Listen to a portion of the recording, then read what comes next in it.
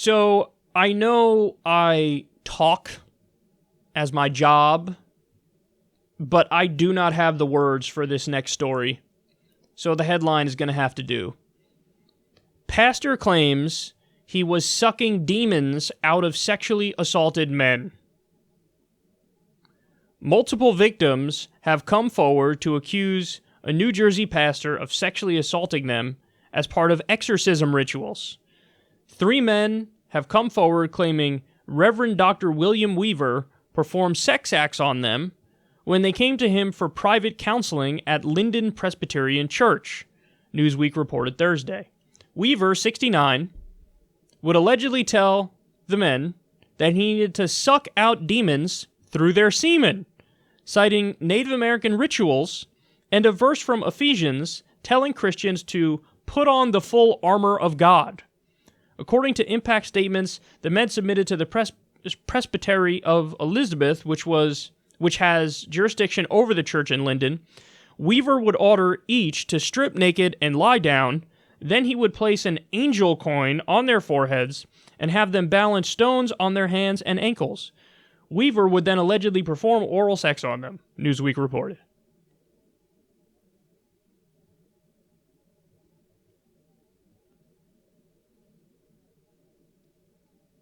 Yep, I told you I don't have the words. I got nothing to say. I don't know how to respond to this. This is just... What? How? I don't understand. Now, they don't really go on to explain much about the victims.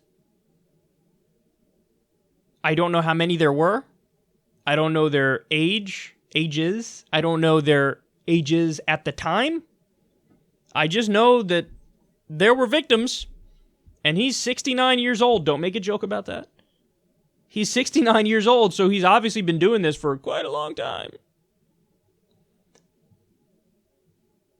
How brazen do you have to be to even give that a whirl? To even be like, okay, so listen, I know this is going to sound crazy and stuff. I know it's going to sound crazy. But I know the way to fix you. You got all these problems. I'm here to help you out. There's this old Native American ritual, and it totally works. And it says it in the Bible, in Ephesians, that this is how you put on the armor of God. You got to get the demons out of you. But there's only one way the demons can come out of you. I'm just letting you know. So, listen, you want to get fixed? Hey, man, you don't want to get fixed? It's all good. I'm out. I'll leave right now. Or you can get out of my office. It's all good. No problem if you want to continue living with demons inside of you. But if you don't, I'm saying we got to do what we got to do. It's not a question. How? How did you do this?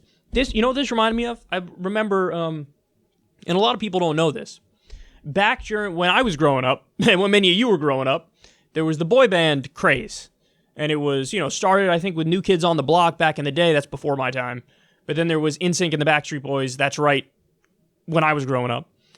And what a lot of people don't know is that the whole boy band craze, a lot of it was started by a guy named Lou Pearlman, who's allegedly a pedophile. And the whole thing was like, I just want to have little boys around me all the time. And so what better way to do that than to start a record company and create all these boy bands, and you control their schedules, you control the choreography, you pay for them, and as they become like world famous superstars, the entire time he's trying to sexually assault all of them. Or a bunch of them, not all of them. And there was a story that the dude from LFO had told. The dude from LFO was another boy band. He was on Howard Stern talking about this. And he said how brazen these guys are is mind-boggling. He would call this dude into the office, and he would say, this was back when he was a kid. He was like a teenager or something. He was like, listen, man, we want to give you the show in Germany, but the guy who controls the venue is saying you're going to have to do something for him in order for him to get the show. And I mean, listen, I hate this. I can't believe he said it. It's disgusting, but this is how the business works, bro. What he said is, in order for, you to get the show, you got to touch his junk. You just got to do it. Do you want the show or do you not want the show? You want to make it in this business? You not want to make it in this business? You got to touch that guy's junk. But listen, I'm here. I'm your boy, and I'm here to help you. And I've helped you your entire career. So what we're gonna do, so you're not totally creeped out by doing that, is you're gonna practice on me. You're gonna practice on me, bro. So here, come here. Like, this is literally the stuff. This is what they would try. This is the stuff they would pull. These are the arguments they would make. But this still, I was going to say blows that out of the water, but perhaps blows is not the right word to use in the context of this story. Knocks it out of the park. I mean, this is way above and beyond what even happened there.